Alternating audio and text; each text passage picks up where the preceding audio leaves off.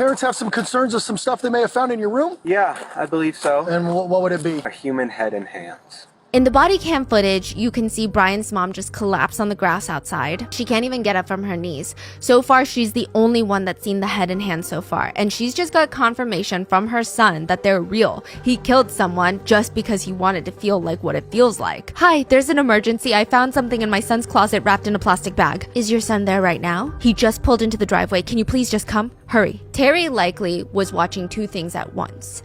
She was watching the front yard where her son is standing. Her son has no idea that she knows everything that he did. He has no idea that she found his trophies in his bedroom. He has no idea that she called the cops on him. So she's watching him, and then she's watching the sink. The kitchen sink that is covered by a blue towel. Underneath it, there is a head and a pair of human hands. There's just a car apple bobbing around in the river. There's another SUV parked, and a woman in a white puffer jacket walks out. She's the mom of the silly teenage boy who accidentally let his car drift into the river. She tells the officers that her husband and her teenage son, they're in the SUV right now, staying warm. Her son is actually in the vehicle when it slid into the river. Hey, partner, you want to come out and talk to me real quick? Sure, I mean, Appreciate it, man. I'm really cold. Is it okay if it's in here? Because His pants because he had Okay, that's fine. I did not know that. No, please stay in the car. All right. Well, you're not hurt, right? You're okay. no, just a little cold is all. He's saying that he parked his car just to enjoy the river, the side of the river. He parked it on that slope, and his car could not get up. That's weird. And it just slowly slid down. And what were you doing down here, bud? Well, I felt like I needed to get out. Like, I figured, why not park here and just, So was the car facing down at this point? Down towards the water? Or were you facing away from the water? I was facing away, which is kind of interesting because he backed into the water. yeah, if you're going to park at a boat ramp, would you not want to park so you could see the water, even though it's pitch black outside? Even Brian's dad looks a little surprised. You back down? Brian nods, and his parents end up taking him home because he's pantless and cold, and it's not like he can tow the car out there himself. And when the parents get back, the police were able to find a tow truck out there, and they're pulling the car out the river. Hey, quick question for you. Sure. So the back bumper, I don't know, you can probably see it from here. It's a lot of red on the back of that, dripping down it all a little bit. A lot of red, which means looks like blood. blood. Yeah. I don't know if did your son hurt himself on his way out at all? He might have. He just didn't know it. I don't know. Brian, are you okay? They see blood on the back bumper of the vehicle. Really? Yeah, did you get hurt? No. Are you sure you don't have any injuries? No, I'm fine. They finish pulling the car out, and while the blood is a little strange, it's not strange enough for the police to do anything. They release the car back into the family custody, and in a few hours, when the sun comes up, the Cohee parents, they go out into the garage, they open up the trunk, and there's a little bit of dried blood underneath the part where the trunk door closes, like the sealed part. Brian explains, oh, don't be so spooked out. Remember how I took a special effects class over the summer to learn how they do special effects for the movies? I had a gallon of fake blood that movie sets use. That was in my trunk. I took it out a few days ago. It must have spilled a little bit on the way out. Then when the sun came up, Brian's father went to take his son's car to the auto body shop to see if they could salvage at least some of the parts, but he first wants to clear out the car. Goes to the passenger side, he reaches down, and inside he finds a wallet. He's 1,000% certain that is not his son's wallet. Then he leans into the car and opens up the glove compartment. It is filled with water, but inside is a very large knife and 3 pairs of vinyl gloves. At the top of the inclined hill, right up underneath the bridge, is somebody's camp, someone's shelter for the night. The crime scene investigator stumbles on the first piece, a human arm. He keeps walking under the bridge, another arm. He walks closer, and there is an armless, headless body of a man laying on the side. This is his very first crime scene ever. What did the book say? What are the steps again? According to the Holy Grail book, Techniques of a Crime Scene Investigation, 8th edition, you must protect the crime scene. It's a little too late for that. He'd already shoved the man's corpse into his trunk. But you know what? Let's be real. You can't call yourself a crime scene investigator just because your mom bought you a book on it. Wait, so he's not a crime scene investigator? He's the killer. He's obsessed with crime scene investigations. A Redditor by the name of That Stinky Boy posted, I have paranoid thoughts regarding my friend. Whenever they invite me over, I get slightly worried that they're gonna physically attack me or try to kill me. That's why I always bring a knife around them. The Redditor, Brian. It's time for Brian to make some new friends, don't you think? Brian is sitting in front of 2 new potential friends. He doesn't know if Pete and Lisa are gonna be his friends, and he's just trying to tell them one of his best stories so far. You know, the one that his parents are gonna make fun of him forever? The Car River story. His potential new friends, Lisa and Pete, they're smiling. That's good. He's winning them over. Brian feels like they've been friends for years. It's almost like he forgets that they just met today, and that there's a camera pointed directly at him from the corner of the room, and that he is sitting in an interrogation room, and the interrogators are laughing. Ah, that's so good. So, what made you do it? Murder, that is. Brian leans back like he's been asked an interesting question at a dinner party. It was just curiosity, more or less. I just wanted to see what it felt like. Well, what did it feel like? It was intense. It was like a rush of adrenaline. My whole body was shaking. Not like out of fear, excitement, I suppose. He's like, I'm already caught. I might as well tell a banging story. How did you get here? I murdered someone. English teacher Shannon Miller had this thing that she would do. She almost integrated public speaking into her class curriculum. She wants the class to get comfortable with giving speeches. Who wants to go first? Brian raises his hand. Brian gets up and he whips out this crazy, weird Indiana Jones looking whip. He walks up to the front. He starts slamming the bat down on the podium. And of course, everybody's hooked. Attention is got. He gives his speech. And that's it. Brian leaves the class with his whip. And later that day, he beats a student with developmental disabilities with the bat. Brian's parents always knew, ever since he was very young, that there was just something a little different about Brian. I mean, it's kind of hard to avoid when he was a toddler.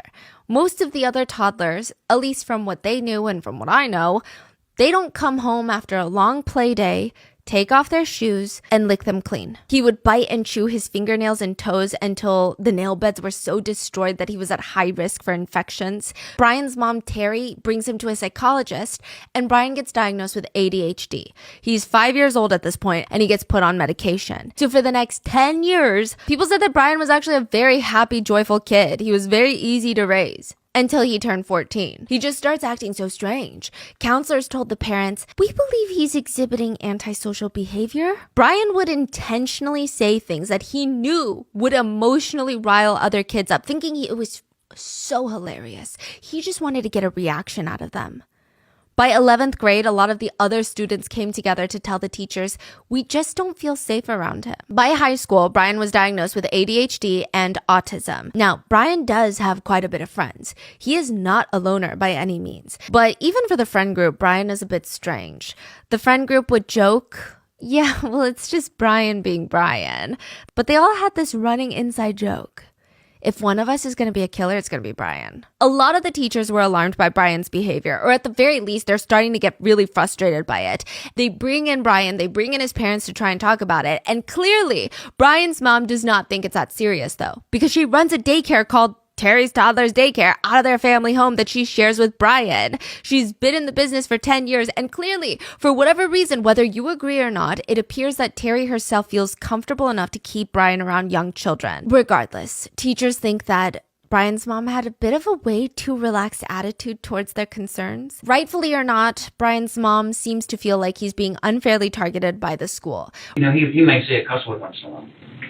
No, he's never hit anybody ever. He's never hit anybody. He's just like his dad. I mean, I've never been in a fight, man. I thought just saw he's going to be a spin-off of me because he's non-violent, but he's not. I don't know what's going on now. Brian's mom was going through his room one day and she comes across a black backpack, which is a little weird because it's not his school backpack. She opens it up and it's got hammers, shovels, knives, large zip ties, duct tape, a saw, a kill kit. Instead of calling the police on their son, the Cohee parents bring an ultimatum.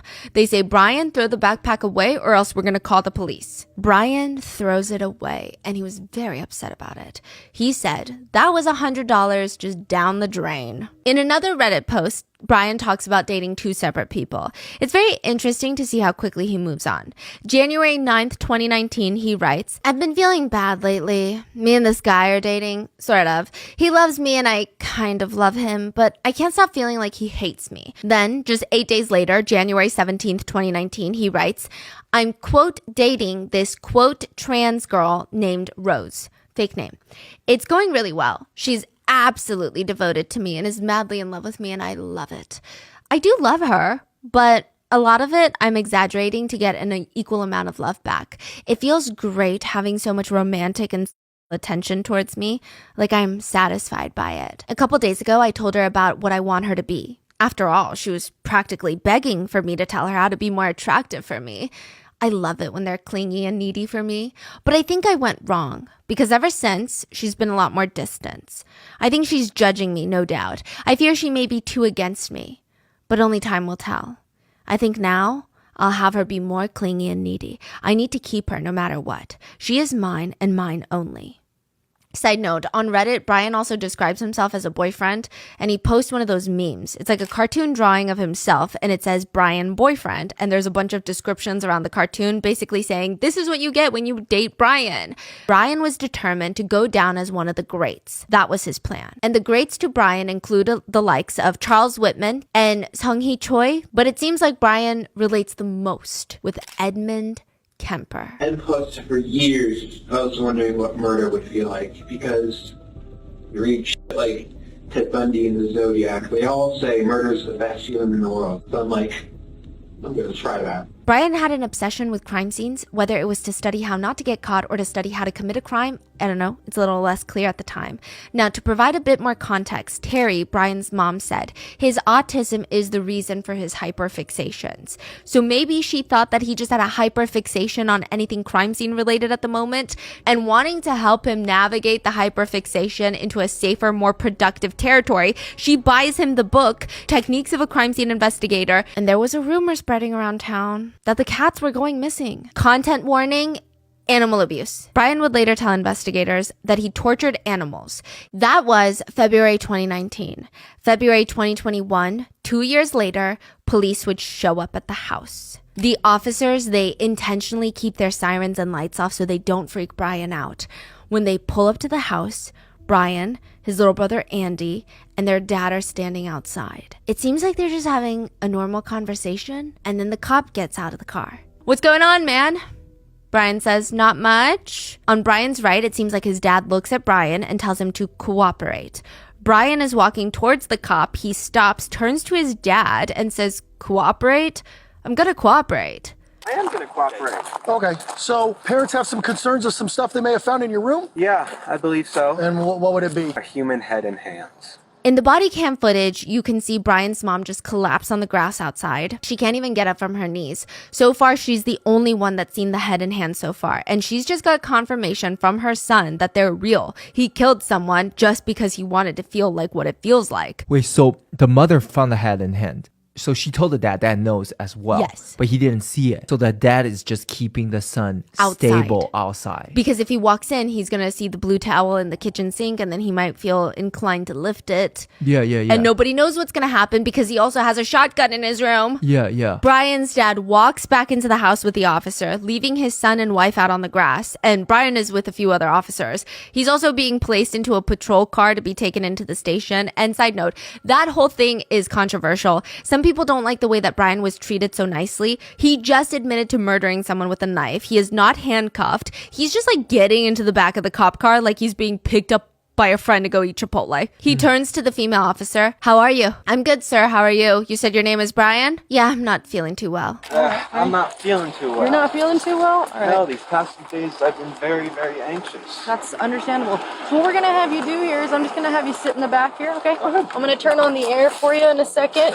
That way you're not too hot. Are you a hot-blooded or cold-blooded kind of guy? I am very cold-blooded. I prefer cold. Well, no, actually, sorry, hot-blooded. Hot-blooded. So you prefer the cold. Okay, fantastic. All right. So hop in here. I know you're tall, so it's a little bit of a tight squeeze, but like I said, I'll get that air on for you. Sorry about that. All right. Meanwhile, in the house, the officer walks into the kitchen where Brian's dad points at the kitchen sink. I covered it up with a towel, okay? Because I didn't want him to see it. I didn't want him to run. I don't want him to look at it. The officer takes off the blue kitchen towel, and inside is a white plastic bag. So he opens that up, and it's blurred in the footage, but inside is very clearly a decapitated head. It was the night of February 27th, and I figured I can see so well. Why not drive around? And I'm eventually driving underneath the bridge near the sheriff's office. Brian grabs an expo marker from the table and starts drawing on the whiteboard on the wall. So let's just say this is the office, right? And this is the parking lot. Take a turn, and here is the bridge. That one.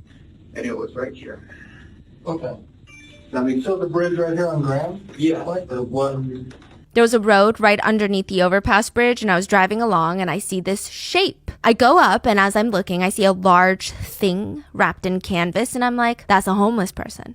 So I grab my knife. I put on 3 layers of gloves because plastic gloves can betray their users. I pull back the canvas, and I stab the man in the neck. He was panicking at first in his old man voice. He was in his 50s. I know why I call him old man.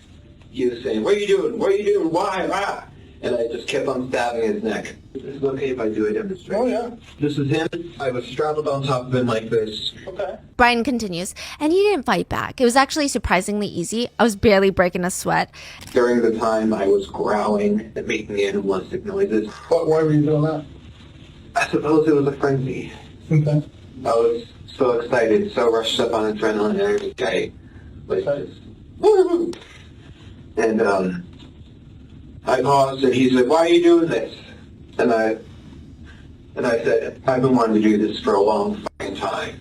Murder someone. The interrogators wanted to know, did you practice on anything else? How did you know how to do it? No, I just went along with the process. And then I left the body there. And then I took the head, put it into a leftover pizza box from dinner a few nights ago. And as Brian is moving Warren's body around, he feels something in his pocket.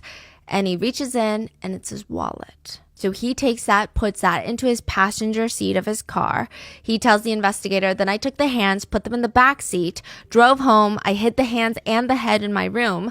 I cleaned the knife, threw away the garbage with his blood on it, and then the stained it wasn't stained. Like my jumpsuit had splatters on it. I put it in the washing machine. Then he threw his jumpsuit into the wash to get rid of the blood.